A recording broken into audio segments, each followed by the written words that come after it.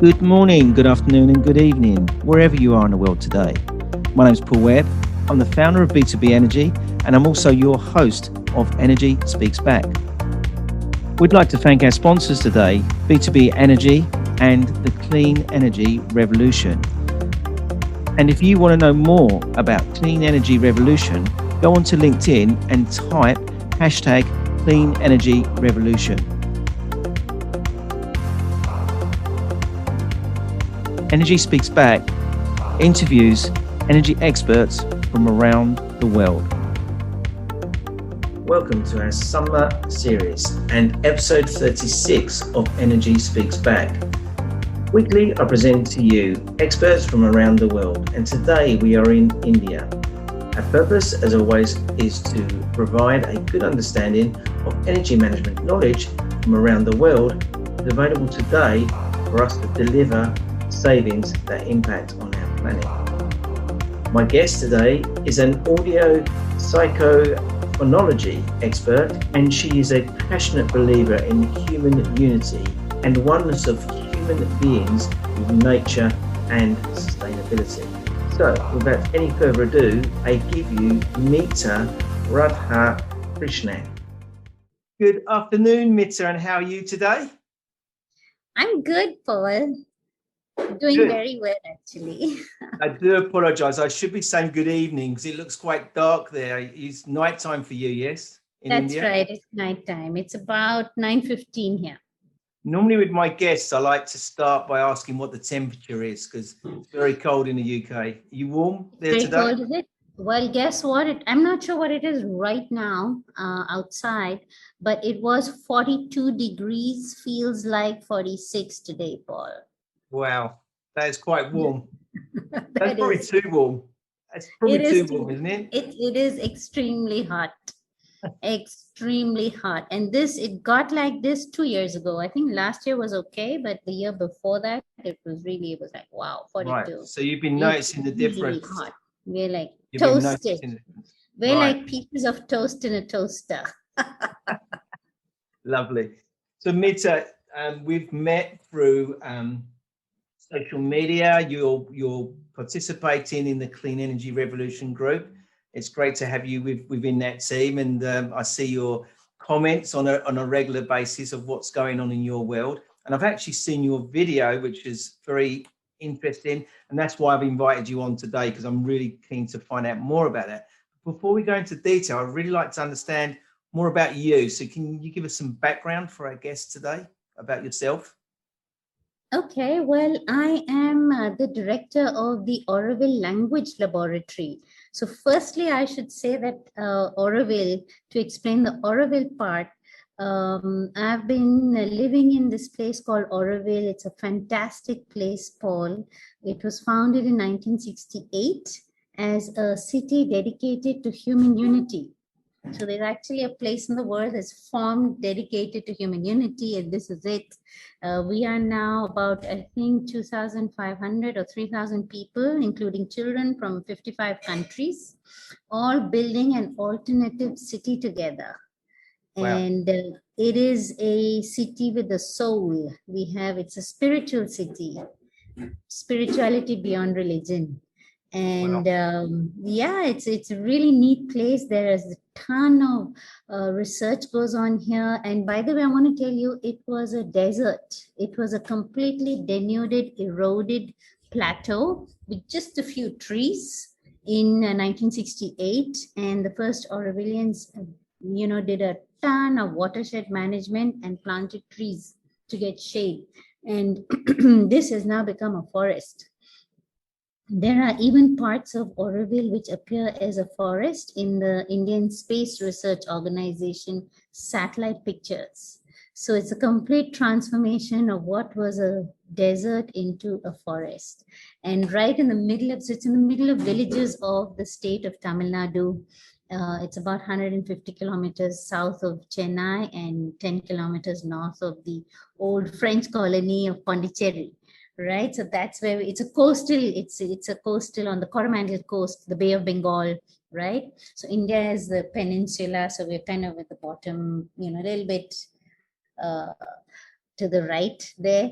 And so that's Auroville. So I moved here in 1995.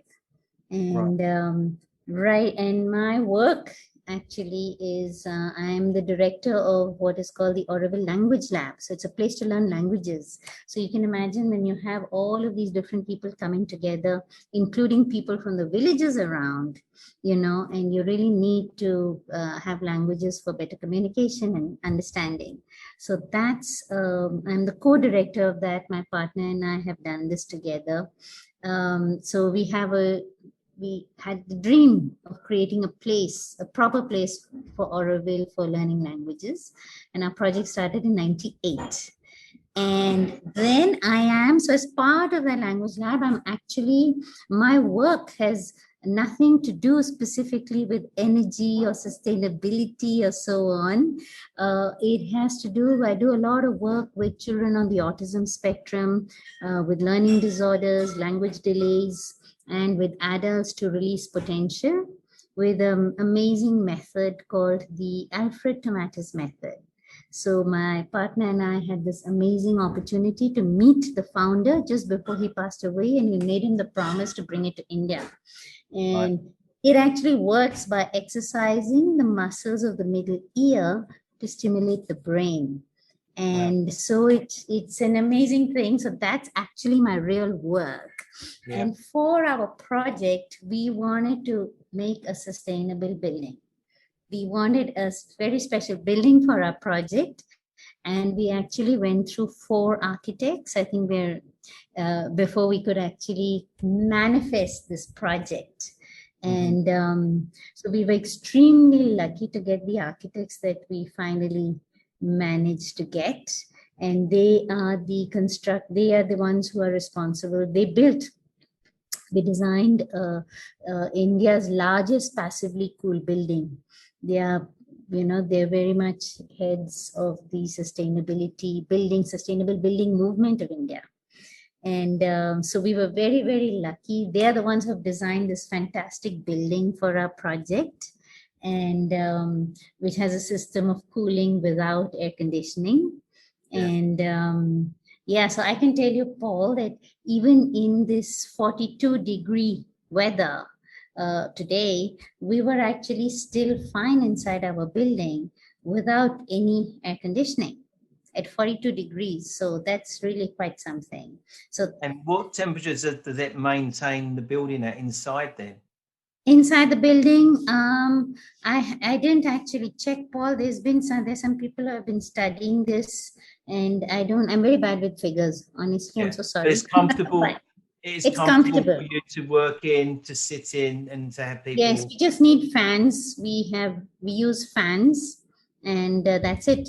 Just get the air movement going. It just moves the air in. Yeah. So like today, even at 42, we were like quite all right inside. And this is without our system being complete. We ran out of funds, Paul, so we couldn't actually finish our cooling system. Right. So even without the cooling system being finished, we're still fine inside the building. Yeah. It's quite incredible. And why did you not get it finished? Is that because of funding? We ran out of funds, simply. Yeah. So do you have, so the building, is it 100% sustainable, or it's 100%, you've got no connections, is it off grid? No, we still have a bit of the TNEB, what we call the Tamil Nadu Electricity Board. It's called the TNEB. So we do have a bit of electrical board current, because we just need to get a few more solar panels, and then we'll be completely, about 10 solar panels we need with our expanded use, and then we'll be completely off-grid. Right. So that, of course, is our ideal. We would like that. Already the panels that we got, we had to take loans to do it. And we said we're going to do that. And now we've managed to little by little pay back those loans. Yeah. And so we've got our panels. And at night, the panels charge up batteries today, and at night the batteries discharge? Brilliant. Yes. Yeah. It charges all through. Yeah. And in the night, we don't have, in fact, our usage, I must tell you, Paul, I've sent you an article about it. We did a study of our building, and we found that we actually consumed less electricity than a 3-person household. And it is a large building, It's about, I think, 2,000 square meters building. It has a huge courtyard built on the traditional Indian concept. I've seen the pictures. It is a very significant property, isn't it? Yeah. And that building is actually consuming less current than a 3-person household, because we got our electrical bills from the Auroville Electrical Service. And I just asked, my teammates to just look at that, and, if we could just, my other co-director, she was very interested in this question. And so she asked us to look at it and to see where are we in terms of our consumption. And we ourselves were shocked. Yeah. We didn't that's amazing. They're amazing figures. And the whole town sort of leaning towards that as well, regarding what you're doing now? Are you not leading entirely, Paul? No? Not entirely. It should, but it's not, because Auroville is an experiment, and it is also about bringing opposites together. And we have people some people, we do have some of the conflicts of the outside world, which we are trying to overcome. And so you have sort of the city builders and the forest, the green people, and there is a bit of a clash there. And everybody isn't on the totally sustainable path, but many are. I think the vast majority are. And there's another amazing project of a sustainable housing project that has just come up. They've also done amazing things. It's called Humanscapes. And I just listened to a webinar by the architect of Humanscapes. Amazing stuff. So there are people, and but in terms of building, what happened, because Auroville is especially supported by the government of India.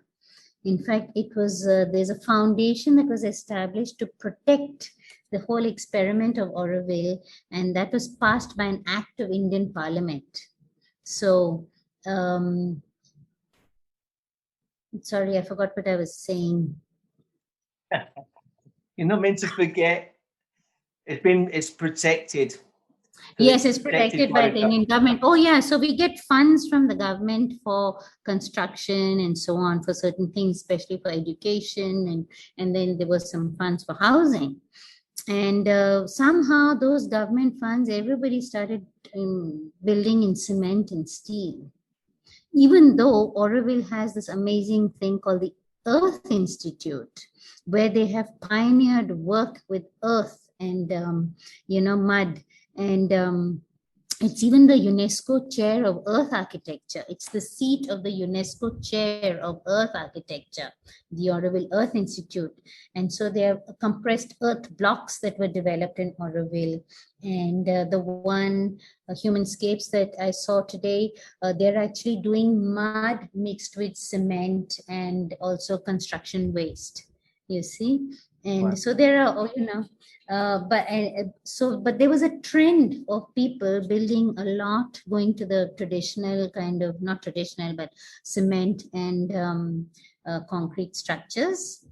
And our building actually changed the trend of that. And it was a decision by the board, the governing board of Auroville, which said that this trend towards unsustainable architecture in Auroville must stop. And so they supported our project as a sustainable project. And that's how we managed to actually build the bulk of the building. It's through that grant. Right.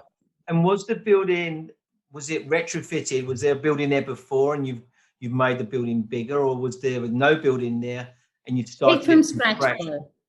Totally from built scratch. From scratch. Yeah.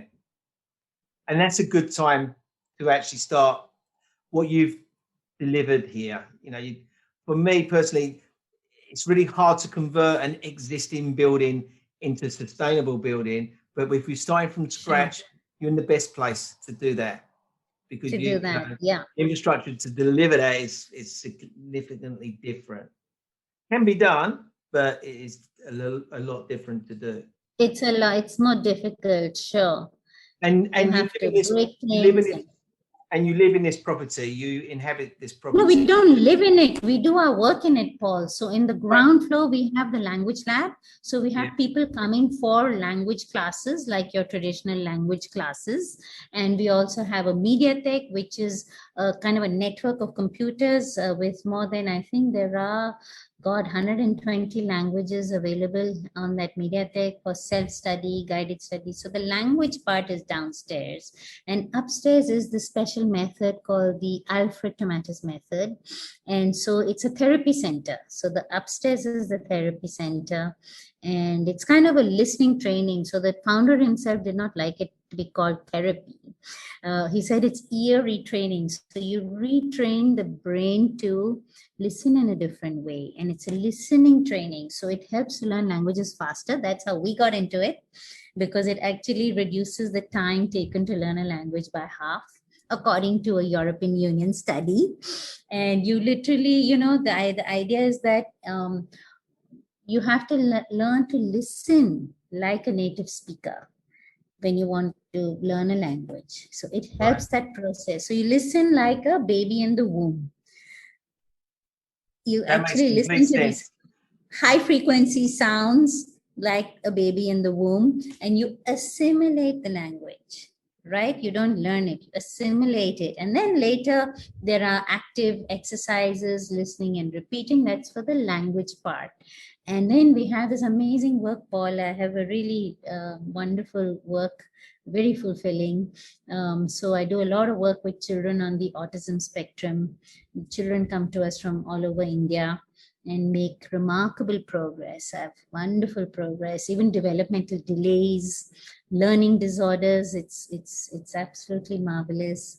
And many things. And even for adults, it's not only people with problems, also it's just like a release of potential. It helps people, and it's through headphones, through special headphones. There's a whole thing. So we have a children's room, we have an adult's room, we have these active phase cabins, we have a little recording studio. All of that is in our building. Yeah. And what an amazing place to learn when you're in a fully sustainable property. Yes. Because the spiritual feeling, I'm sure, I'm not going to get spiritual on people today, but there must be, I can hear it in your voice, there's something special in that property, isn't there? Absolutely, Paul. One feels it, one feels different. And I had the father of one of our children on the autism spectrum. We had been working with this child in our old building. Auroville had given us a building to, start the project in. And while we were, and then we, it took us time to build, and when we finally, we brought it enough that we can use it. It's not complete, right? So it's this weird thing. We're actually in it and we're using it, but it's not, it's not 100% complete. But anyway, when we opened in 2017 on Auroville's birthday, in February 2017, we actually opened to the public. And this father then had to bring his child to us, to the new place. And in fact, he told me that when he entered the building, a feeling of peace descended on him. That's what one of the parents said. And a lot of people have said this. They said that they feel really good inside. So you see, it's like more than sustainability. It is, yes, there is a spiritual element of buildings which is often ignored, and it's how you feel inside. And I think this is what our building shows, that it's possible to do that. It's sustainability as well as the needs of the soul, the needs of the, there's something there. And I didn't expect to be talking about that, but suddenly it just happened. When are we likely to get the building finished? What we got to do to get these last points completed? What's the barriers? What What are the barriers? What are your challenges going? What sort of barriers? The barriers are, one, in terms of money, it's about 50,000 pounds. It's about what we call 50 lakh rupees in Indian currency. So that's about 50,000 pounds. That's what we've figured out. We haven't done an extremely precise estimate right now.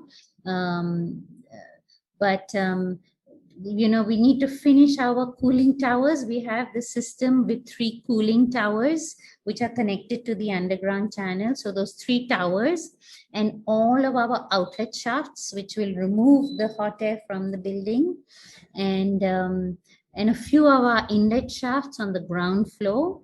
And then, of course, our cafeteria, because you can't have a language learning center without a cafeteria. So we have a place for it, but we couldn't finish. So we need to do that. And Right. we do need an underground storage water tank. And like I told you, it would be great to have the balance of our solar panels so that we could be, totally independent. And what else? And our corridor flooring upstairs. So right now we just have bamboo mats on the floor. It's not finished. So we just, just to walk, but we have to do our flooring upstairs. And we managed to do our toilets upstairs just through the income coming in through the work. We are what is called a self-supporting service of Auroville. So we're not a commercial outfit. We're not at all a commercial unit. We are a self-sustaining service. So whatever money comes in, we are able to meet our needs, and we don't need to, the idea is that we don't need to depend upon the community kitty. Right? And that we will take care of our own expenses. This was the challenge, and I think we've kind of done that. Yeah. We even managed to save enough to do like the toilets one time, and as soon as we managed to save little bits, we do a little something else. So and what's driving? Do you have experts coming to your building to give you more advice to take it to the next level? Is there people like myself that would come to you and say, we could be doing this? I know I've sent you some stuff online to look at regarding water saving. Water, yes. But is there other technologies that people are saying to you, you could be using this? Or? Oh, we're always open to ideas, Paul. So you are looking to other people to provide you support and looking for other ideas to keep taking this forward. Sure. You see, because we already had so many, Auroville has so many wonderful experts, Paul. So many wonderful people here.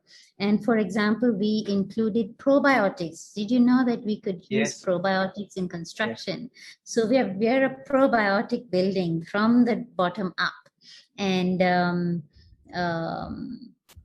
so we had that, and we built it also to be electromagnetically compliant. Right? And that is because I believe that children on the spectrum are electromagnetically sensitive. And there are some adults as well who are. And so our building is actually built to remove all of those fields and, ground them. So in addition to our electrical grounding, we also have an electromagnetic grounding in the entire building. And so and this is all, we didn't know anything of this was, and you see, so this knowledge that we had from people in Auroville was integrated by our architects, and who of course did the main job of really designing that beautiful building and making the passive cooling system, right? Passive cooling and dehumidification system, they designed that. But we brought in all these other elements which they integrated. So in fact, it is more than sustainable. I would call it holistic. It's like holistic building, right? It's bringing all these aspects. So, and we're always open for new things. Always open. And what about your grounds? So the grounds, you've got trees and particular plants that would then go in to help the atmosphere and. Sure. We planted a lot. We planted a lot. Have you come across Festus? He's in the group. He's into trees, and from Kenya he plants many trees, and he's an expert in that area. In fact, I wrote to him and we've had a little correspondence, and I told him about Auroville. And there's a fabulous film, Paul. It's called Ever Slow Green. It has just come out. It was released on Earth Day last month, 22nd April. And it's all about the afforestation work of Auroville. So I told him about that. I've sent him the link to the film. Yeah. I'm glad that's happened, because he's advising me. So everyone who comes through my training, we actually buy a tree and plant a tree on their behalf. That's right. To contribute I saw that. Back. And I'm building a farm in Thailand, and I'm looking for him to give me advice on trees and things. We're going to have a lot of rubber plants, because that's quite common in Thailand, but we're going to grow a lot of bamboo, because bamboo create their own climate in the area they grow. So bamboo's going to be one of top of my list regarding some sort of green trees, etc., and plant life that I'm going to put in there. Yeah, you have to make, it's exactly, it's indigenous to the area, right? Bamboo. Yes. So I am, obviously my background is energy management, gas and electricity management. And that's what I work with to drive that down. But as you mentioned the word earlier regarding holistic, we have to be holistic regarding our approach. So we have to look at these 3 prongs, which I often talk about, which is the energy management, the renewable supply, and the environmental side. So 3-prong approach is the only way we're going to be able to make a difference to this environment. Absolutely. So you won't have to you wouldn't have to witness them very high temperatures where you are, and I won't have to sit in the cold so much, because obviously we should have summer here now, but we haven't got the summer. It's not arrived. It's a lot colder. And I heard the knock-on effect for that today.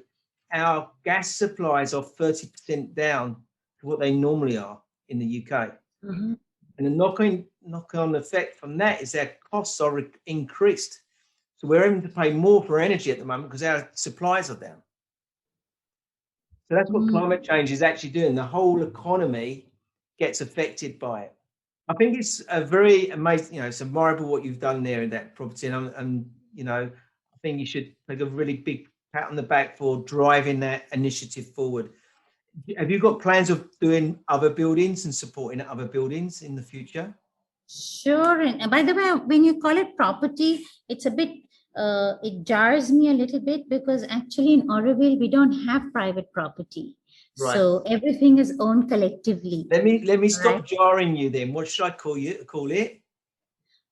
Just call it a building. In that building, yeah. That is translated into property. So property implies ownership, right? And we are not the owners. You're jarring me now by correcting my terminology.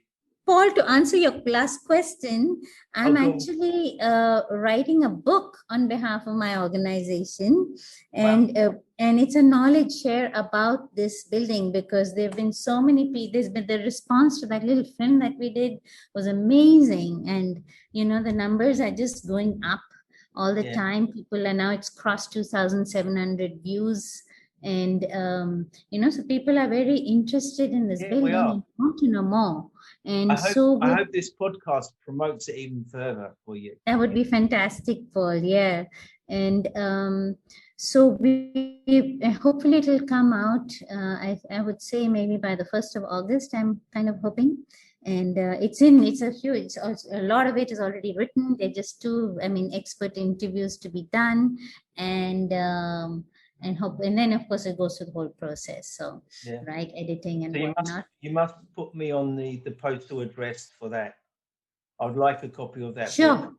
We'll sell it through Amazon, and the Amazon on demand. You can you order it through there. So yes. Excellent. So Mita, it's been lovely hearing your story. I like to put all my guests, as I'm sure you've heard on my previous podcast, I like to put them on the spot, and I like to ask them that one last question. And that is always, is there anything that you can give back to our industry and to our listeners today regarding what you're doing and what we need to be doing in this what we need to be on our doing. planet today? Yes, I think we need to have a completely multi-pronged approach. We need to combine many things together. Just doing one way, one axis will not work at all. So we need everything. We need, when we build, and you know that energy used by buildings is one of the biggest factors. It's a huge factor contributing to climate change.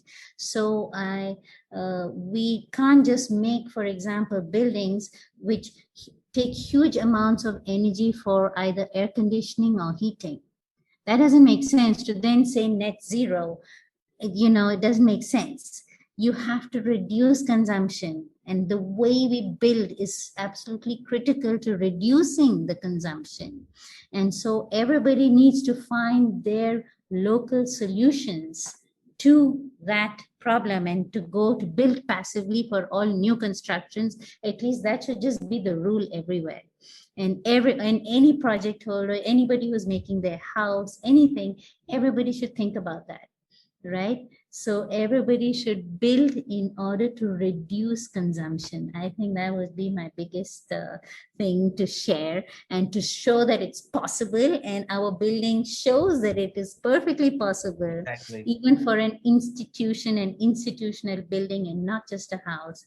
Institutional buildings can do it too, and do it in a way really that reduces consumption. Well, Mita, that's a remarkable thing to give back to everybody. And I think your story is an amazing story. It captured my eye when you sent that through. I get sent a lot of videos from people of look at this. But I watched that video one evening, and that just opened my eyes up to what could be done. And you know, I'd like to thank you on behalf of the industry that you've managed to share that, and you're continuing to share it. So thank you very much for doing that. Thank you, Paul.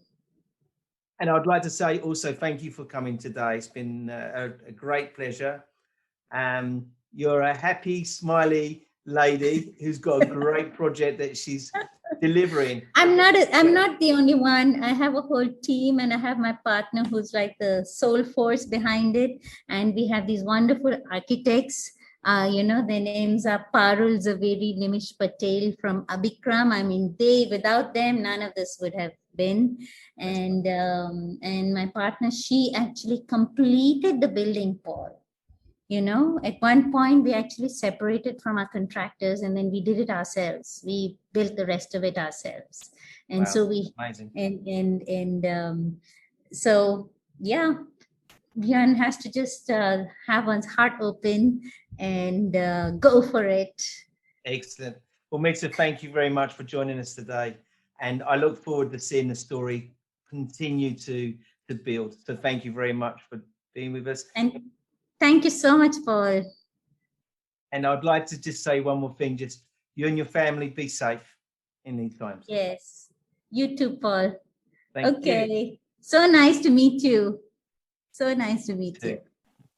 Thank you for our special guest today. And thank you for our sponsors, B2B Energy, which can be found at b2benergy.co.uk, and Clean Energy Revolution, which can also be found either through various different social media networks. Type in #CleanEnergyRevolution. That leaves me with one more thing to say. Be safe.